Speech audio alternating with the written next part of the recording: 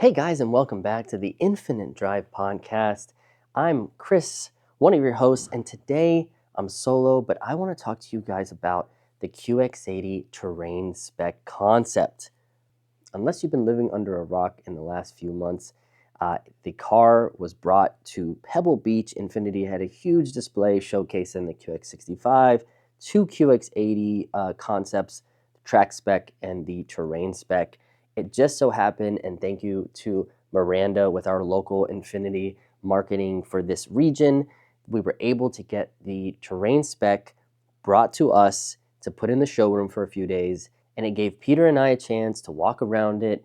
We couldn't really drive it, and I'll get into why soon, but we have multiple videos on YouTube now of the stress involved in getting it into the showroom, what it's like unloading that thing, what it's like kind of just driving it around with that kind of kit on it, as well as us walking around it and really seeing how they put together a concept vehicle and what we think the future of this terrain spec could be.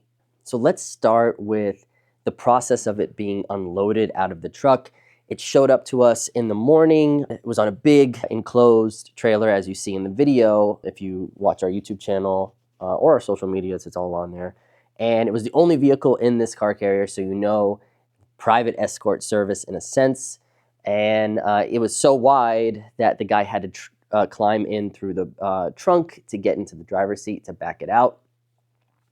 The issue with these cars, and if you watch Forest reviews, Nissan gave him an Armada to use, same platform obviously as ours, to use I think for 8 months, and he put some Nismo all-terrain wheels and tires on it, but he found out very quickly that due to the way the frame sticks out of the, right before, like the rear part of the fender, you know, closer to where the door is, it restricts the amount of tire that you can put on the car. And so in this terrain spec, I'm surprised they didn't just cut the frame. It's not like they're going to have to meet regulations with the concept, and at least you could drive it a little bit more.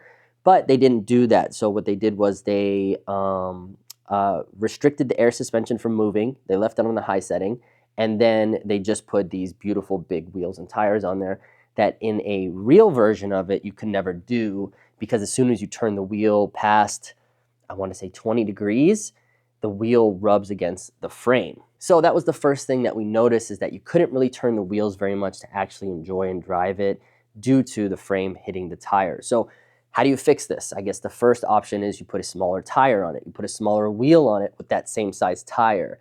Or you choose the pure version without an auto air suspension, and you build from there. Maybe put some spacers on there, giving you a little more height, and that might help get a big size tire with a normal 20 to 22 inch wheel. So I digress. So we back it off the trailer. He has to slowly pivot it into where it needs to be. Then we try to get into our showroom. Now, we don't have the biggest showroom here in Glendale. It's probably one of the smallest sized Infiniti dealers you could probably enter. Not saying that we're still not the number one in sales. We just have one of the smallest dealerships for an Infiniti. So our front doors doesn't have a lot of height. And so we quickly realized that with the tent and the light bar on the top of the QX80, in that highest setting, it wasn't going to fit. So the driver of the trailer had to make a few calls, and we got the approval to remove the tent and the light bar in order for us to get it into the showroom. So we then had to take the QX80 into our shop, where 4 guys had to undo the bolts that hold it onto the roof rails, and then they removed the tent and set it aside. We then brought the car back out into the opening of the showroom, where we had to air out some of the tires, a few PSI, to get it just low enough to clear the antennas to get inside the showroom. And then once that happened, we were able to get into the showroom. We cleaned it up, we put the ropes around it, and it was fine. It was here for a few days. People came and saw it. You know, it wasn't like a huge deal, but you know, it's not like Glendale Infiniti's marketing, hey, come see the concept here in person. That's not on me. That's really a Peter decision. If you wanted to do a press release, you know, see if it mattered to anybody or not. All that costs money. Was it something that we really needed to do? Probably not. But we did put on our socials, and a few people that saw that did come in and check it out. So no, we did not open the tent. I wanted to, as you'll see in the video that's out right now on YouTube. I asked Peter, let's do it. He didn't feel like it. It's fine. I've never opened a tent on a car, so I don't know what that really entails. But it would have been cool for us at least to try. The other thing that I don't think about is how would you get up into the tent? It's on top of the roof. There's no ladder.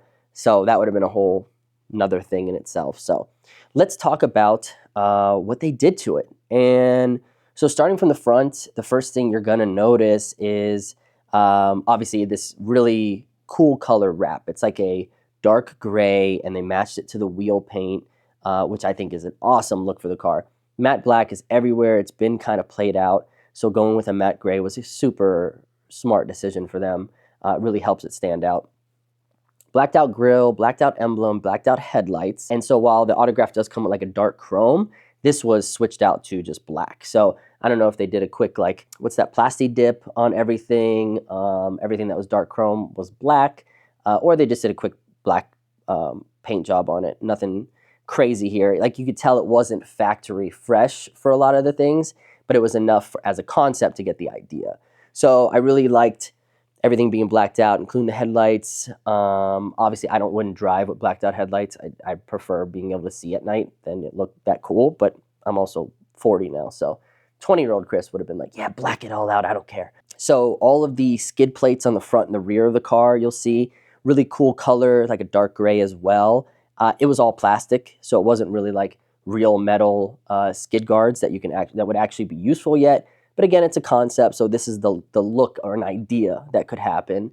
They had these little handles in between the fender and the hood. I still don't know what those are for. No one's replied in my comments on what they are. If you know why you would have those, please let me know. They're actually bolted into the fender, so maybe some purpose there. Maybe it's how you can tie down a tire or something on top of the hood, which I've seen in some cars for like the Baja and things like that. And then you walk over to the fender. The little fender grills that we have was covered with a little piece, I don't know, by Premcar. I did look up Premcar. I think it's an Australian company that kind of works on cars, tunes cars. And I reached out to them, sent a couple of emails. Hey, can we chat? How did you get approached to do this? No response from them. Maybe they're not allowed to talk to me. I don't know. I don't know the details of creating concept cars. I'm just kind of trying to stick my nose in it for you guys. It's all new to me, car marketing and all of that stuff. So back to the wheels, since we're on the side of the car, these great big tires, big wheels that match the wrap. I love that combination, that look. It's super rugged. Like, I definitely drive around with wheels that look like that in the city. There's something about it. Another thing that he did was these really cool kind of fender flare, like a wide body kit, all in gloss black, and it fit perfect. So it's interesting because some of the things, the wrap, some of the paint was like not great, right? It wasn't like fully factory spec, but these fender flares, I mean, I'm really surprised that they're not just offering the fender flares as an accessory at this point, because they fit so perfectly. And if you put some spacers on your wheels or something, like 25 millimeter spacers just to kick them out a little bit more, I think it would look very, very cool, even on like a normal Pure or, Lux or whatever car. So that was like the coolest thing that's on that car. And then they actually redesigned the exhaust system to exit the side on the passenger side, very G-Wagon-ish. So that was very cool. Again, with this exhaust system and having turbos are like a muffler in itself. So if you don't remove the resonators, if you don't do like a full straight pipe exhaust from the cat's back, you're not going to make any sound like we did in our video. So this one was still very quiet. Most of the noise was coming from the engine, not the exhaust system. And then going around the back, you'll see more of those skid plates, just in plastic, but definitely the idea is there of how cool it would look to have skid plates front and rear, side exhaust with the black tips, the black fender flares with the cool rugged outdoor wheels and big tires. It definitely is a very, very cool look on the car. Are they going to make it? Probably not. Let's be honest here. Peter and I have been talking about, we want to do kind of a Glendale Infiniti QX80. We don't know if we want to do more of the track spec style where we make some horsepower and we do some cool things like that with some big wheels, or we do an off-road version that works, right? So it'd be smaller wheels, smaller tires, but still off-road. We do a tent, we could do a wrap, we can do custom skid plates out of metal, and kind of do our version of what the Terrain Spec is, just as a showcase vehicle to drive around and let people know, hey, you know, we're cool.